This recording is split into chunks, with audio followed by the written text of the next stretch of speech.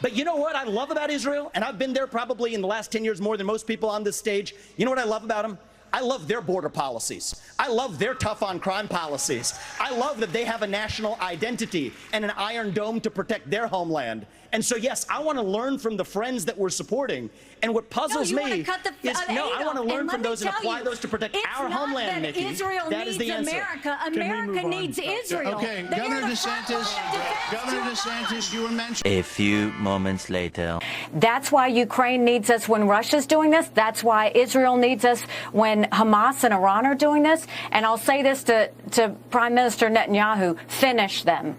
All right, guys, so we got to follow up on probably the biggest news story in the world right now, which is the devastating terrorist attack that happened in Israel, where you had Hamas launch an air, land, and sea invasion of Israel. And this has resulted in the deaths of hundreds of Israelis and Palestinians. Okay, it is a truly, truly, truly tragic and sad situation.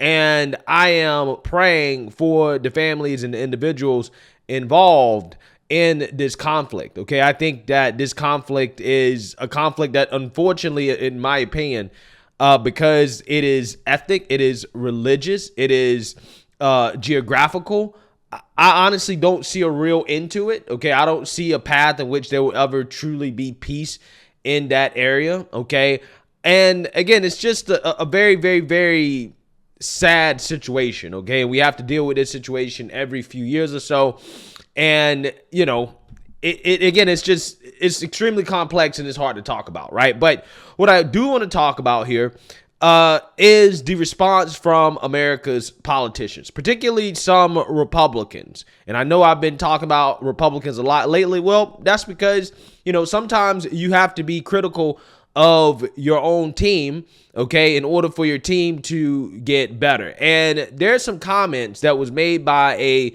Republican GOP candidate, Nikki Haley, more specifically, that is raising some eyebrows, okay? And in my opinion, it really calls into question what these politicians really and truly care about when it comes to foreign countries versus America. Okay, I am America first. Okay, and Nikki Haley again made some comments that are raising some eyebrows. Okay, as she declared that the Hamas attack on Israel is an attack on America. Take a look. But let's step back because I want the American people to kind of take this in for a second. Just imagine that here the Israelis woke up and communities were bombarded. Families were murdered. Women and children were taken hostage, dragged through the streets. The elderly were taken. All of this has happened in front of everyone, on top of thousands of rockets that hit Israel. This should be personal for every woman and man in America. Why? Because when they did this surprise attack, when they took these hostages, when they murdered these families, they were celebrating. And what were they celebrating? They were saying death to Israel, death to America. This is not just an attack on Israel. This is an attack on America because they hate us just as much. And what we have to understand is this is the reason that we have to unite around making sure our enemies do not hurt our friends. America can never be so arrogant to think we don't need friends, just like we needed them on 9/11. That's why Ukraine needs us when Russia's doing this. That's why Israel needs us when Hamas and Iran are doing this. And I'll say this to Prime Minister Netanyahu, finish them. Finish them. Hamas did this. You know Iran's behind it. Finish them. They should have hell to pay for what they've just done. Yeah, so you've seen that, you heard that. Now, with all due respect to what is currently going on in Israel, the conflict, the victims that have lost their lives, the people that have been kidnapped, tortured, etc. Again, horrible crimes against humanity, right? That should be condemned, okay? And with all due respect to Namarata as well, too. A.k.a. Nikki Haley. Hamas launched an attack on an American ally, okay? They launched an attack on American interest, right? I think we can go that far. However, they did not launch an attack on America, okay? Israel is not America, okay? And America is not Israel. I don't think that should be a very controversial thing to say, okay? You can support Israel. You can pray for peace. You can support them in a conflict, which we have, okay? We have supported Israel with billions of dollars in aid over the years, okay? We gave them money to develop the Iron Dome, okay? We just approved $1 billion more for them last year. Since the 1960s, we have been a strong supporter of Israel, okay? We've given them over $150 billion to protect their borders, okay? However, with that being said, this is their conflict, okay? This is a conflict that they have to deal with, okay? Obviously, the U.S. is going to support Israel in protecting their borders, but this is their conflict. I just wish that our politicians, particularly Republicans, would be as passionate about protecting our borders as they are about protecting somebody else's borders, okay? Because, again, Namarada, I don't see her get too excited about protecting U.S. borders as she gets excited about protecting Ukraine's borders and Israel borders. When I can make an argument that we're losing more American lives due to the failure to protect our borders than we would lose if we chose not to protect Ukraine's border or we chose not to protect Israel border, right? But again, what we have here is a situation where you have a lot of Republican politicians. I don't blame them for doing this, okay? But I just want you guys to notice the pattern here where they're so passionate, again, about protecting somebody else's border, but they're not nearly as passionate about protecting our border. They're willing to fight tooth and nail to continue to send money to Ukraine, okay, and to protect Israel, but they're not willing to fight tooth and nail to protect our border that is currently being invaded, okay? When an invasion of our border has already resulted in a tragedy. It has already resulted in absolute disaster and the loss of life in this country, Americans losing their lives. I mean, just look at the fentanyl crisis, okay? We're talking about tens, if not hundreds of thousands of Americans dying due to the invasion at our border. But again, where is the passion, right? Where is the passion from Nikki Haley? Where is the passion from all of these Republican politicians, okay? You got Ron DeSantis coming out here singing the same tune. First, just let me say, as Americans this morning, we all stand with the state of Israel, who is undergoing a terrorist attacks by Hamas, by Iranian-backed militants. They not only have a right to defend themselves, they have a responsibility to defend themselves with overwhelming force. We will stand by them when they do. I just want to say that today America stands with Israel against the terrorist attack that is being perpetrated by Hamas, who is backed by Iran and unfortunately funded by this American president with what he's done to Iran. It's a disgrace, and we all need to be united to say to Israel, not only do they have a right to defend themselves, they have a duty to respond to these terrorists with overwhelming force. And they'll have my support 100% as the next president of the United States. You can take that. Right, he's so upset, which again, I understand, but I'm just saying, where is the same passion for the southern border? Where is the same sense of priority? Okay, that's the question that I'm asking, because I guarantee you, if these politicians had the same sense of urgency and priority when it comes to protecting our borders than they do when, you know, they're trying to protect Ukraine or Israel or anywhere else in the world, the border would be sealed. It would be shut tight. It'd be closed. Okay, we have an Iron Dome on the southern border. Okay, but again, it's not just the southern border that needs to be protected, just our borders in general, whether that's the southern or the northern border. And that brings me to the other GOP presidential candidate that, in my opinion, is one of the few presidential candidates that seem to be actually serious about immigration reform, and protecting our borders.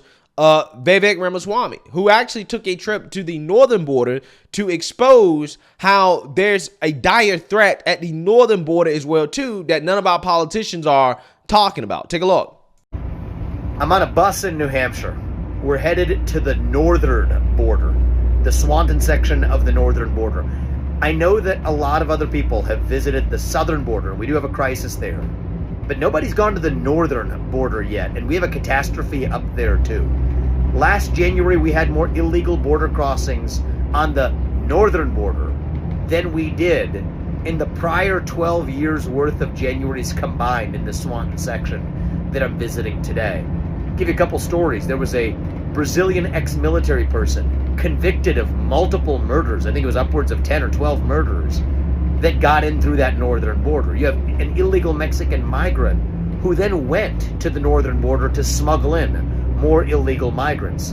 Many Mexican illegal migrants who are turned away at the southern border fly to Canada, now coming in through that northern border instead.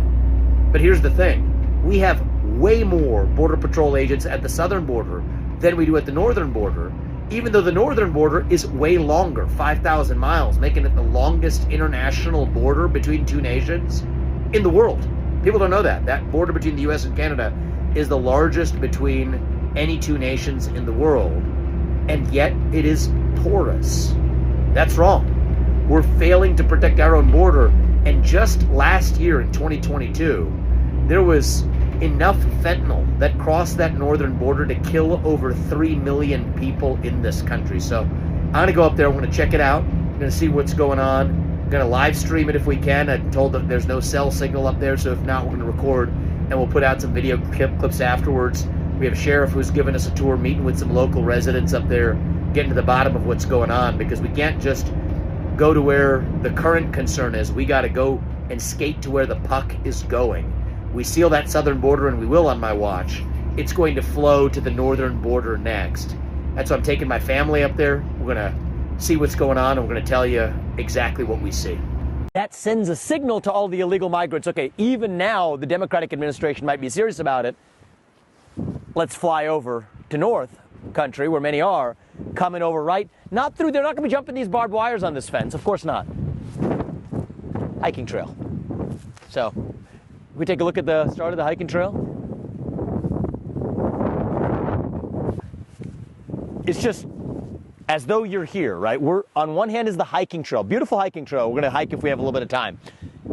We have the barbed wire fence surrounding this area. Now, track with me. Here's the hiking trail, goes all the way to Canada, and then here's all of the area without any fence in front of it. Goes behind those beautiful mountains down to a stream over there, maximum 10 yards, shallow stream that you're able to cross. So if you want to cross the border legally, you come here, wait in line or whatever on a day. We're here on a Saturday, so there's not a traffic day. You can come right on in. But let's say you don't want to do it that way for whatever reason. Maybe you're Brazilian ex-military and you've killed 10 people and you want to get into this country illegally. Maybe you're actually somebody who's smuggling more people in this country. You think they're going to come where the barbed wire fence is? I don't think so. You might take the literally more scenic route, the hiking trail, come back around the beautiful countryside, particularly beautiful in autumn now. Leaves are changing, you get a nice view too. And then you cross that stream. Yeah, so you seen that, you heard that. I think that Vivek is 100% correct.